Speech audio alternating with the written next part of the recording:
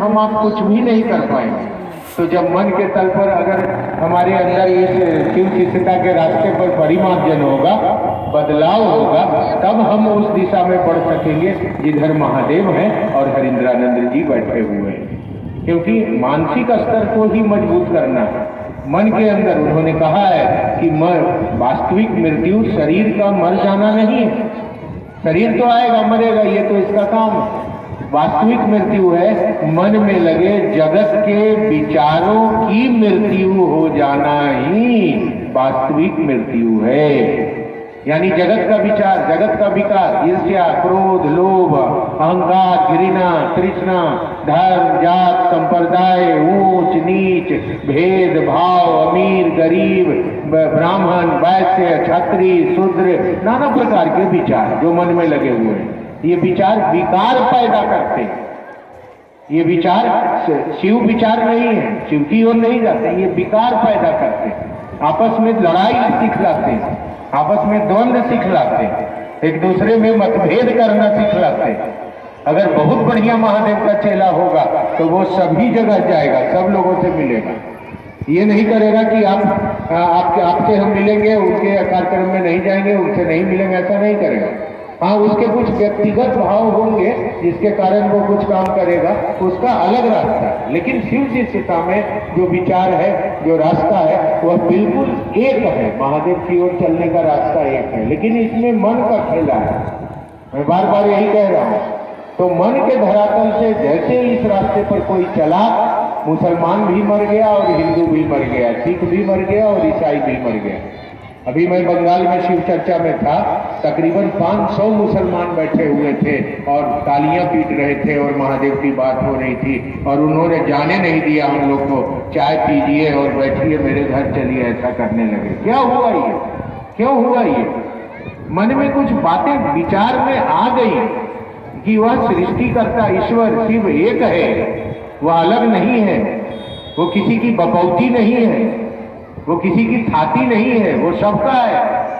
उसके इस दुनिया में सबका अधिकार बराबर है। ये सूर्य की रोशनी सबके घरों में आ रही है, पूनम की चांद सबके घरों में जाएगी, ये बारिश का पानी सबके खेतों में जाएगा, ये हवाएं सबको जिंदा रखे हुए हैं। जो उसने बनाया है उसमें कोई भेद और विभेद नहीं किया है, ये हम लोगों ने किया है। ये लिटिल थिंग, हमारी कम नॉलेज, कम जानकारी का ये भाव है। इसके चलते हम जगत में फंसे हुए हैं, नाना प्रकार की अव्यवस्था में। तो इसके लिए मन के धरातल से चलना जरूरी है। गांव गांव में शिव चर्चा हो रहा है, लेकिन कमजोर हो गया है। जैसे धान का बुआई हुआ तो धान का कटाई हुआ, चर्चा हाँ अभी कम है, धान कट जाएगा उसके बाद हम लोग इसको मजबूत कर लेंगे। हम पूछते हैं खाना खाए, धान कटाता हूँ, हाँ भैया। परिवार से मिले, धान कटाता हूँ, हाँ भैया। पत्नी और पति में बात विचार हुआ, कहाँ भैया। बाहर गए, कहाँ भैया। पास पड़ोस में गए, कहाँ भैया। गोतियारों किए तो जी भैया। शादी ब्याह में न्योता पानी किए तो जी हाँ, वो तो जरूरी है। सबसे कमजोर है आपका महादेव से रिश्ता कि कुछ भी हो जाता है तो इसको बंद कर देते हैं। किसी के यहाँ मरगी हो जाए, परसौती हो जाए, किसी के यहाँ कोई कुछ हो जाए, धान का कटनी हो जाए, गेहूं का बुआई हो जाए, धरती पर कोई दिक्कत हो जाए, आपके शरीर में कोई कष्ट हो जाए, आपके जीवन में कोई दुख आ जाए, कर्म के फल आएंगे। जीवन है तो सुख और दुख दोनों होंगे। आज सुख है तो कल दुख होगा ही होगा, दिन है तो रात होगा ही होगा, रात है तो सुबह होगा ही होगा। ये तो चक्र है, घूमता रहता है। तो ये सब कुछ होता है, और इस सब कुछ में सारे रिश्ते हम जिंदा रखते हैं। बेटा से उसी तरह मिलते हैं, लाख बुखार है, लाख तकलीफ है, घर में परिवार में बीमारी हो गई है, फिर भी पति से ऐसे ही बात करेंगे, जो मेरा है उससे वैसे ही मिलेंगे।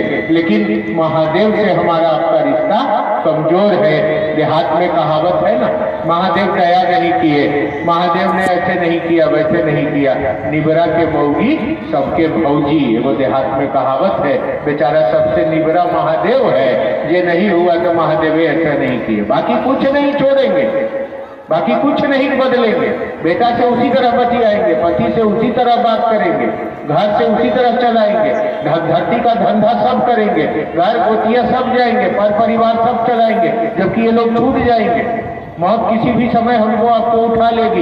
ये बेटा, ये पति, ये घर, ये दौलत, ये पैसा, ये गाड़ी, ये मकान, ये गोतिया, ये सारी कुछ छूट जाएगी, लेकिन इसको हम बना के रखेंगे। और जो शरीर के छूटने के बाद भी मेरे साथ रहेगा तो उसके साथ हमारा प्रैक्टिस चल रहा है। महादेव दया नहीं किए, काहेला करेंगे शिव चर्चा? महादेव दया नहीं किए, काहे के लिए जाएंगे महादेव महादेव करने? इतना कमजोर है हम, और कहते हैं कि हम पुराने गुरु बहन हैं, हम पुराने गुरु भाई हैं। पुराना होने का लक्षण नहीं दिख रहा है। पुराना माँ और बेटे का संबंध दिख रहा है। बेटा अगर माँ के आंख से ओझल हो जाए तो माँ तड़पने लगती। माँ और पति और पत्नी का संबंध दिख रहा है। पति अगर नहीं आए, घर में मोबाइल स्विच ऑफ हो गया तो थाना तक पत्नी पहुंच जाती है उनको खोजने के लिए, कहने के लिए। ये दिख रहा है, लेकिन मेरा महादेव है, यह संबंध हमारे आपके अस्तित्व के धरातल पर मानसिक स्तर पर नहीं दिख रहा है। और यही धोखा है, यही माया है। इसी माया के चलते आपकी हमारी यात्रा कहीं न कहीं बाधित हो रही है। हम ठहर जाएंगे। इस सूत्र के प्रणेता दाता ने, वो प्रदाता कहे जाते हैं साहब हरिंद्रानंद, इसलिए कि दाता तो गुरु होता है। जो सूत्र देता है, जो मंत्र देता है, वो तो गुरु होता है। लेकिन उन्होंने हरिंद्रानंद जी को दिया और हरिंद्रानंद जी ने हम लोगों को दिया है। इसीलिए महादेव उनके गुरु हुए तो उनके तल पर वो दाता हो गए, और उन्होंने हम लोगों को बतलाया है तो हमारे लिए वो प्रदाता हो गए। तो प्रदाता ने जो हम लोगों को ये शिव सूत्र दिया है, इसमें 2 सूत्र तो उनको दिया है, पहला और तीसरा। महादेव को प्रणाम करना और महादेव से दया मांगना, क्योंकि इनका मन मानता ही नहीं था कि शिव गुरु है। ये सोचते थे कि यहाँ भी फिर लफड़ा है, फेरा में फंस गए, सारा साधना करके थक गए, कहीं कुछ नहीं मिला, तो अंत में अब क्या करेंगे?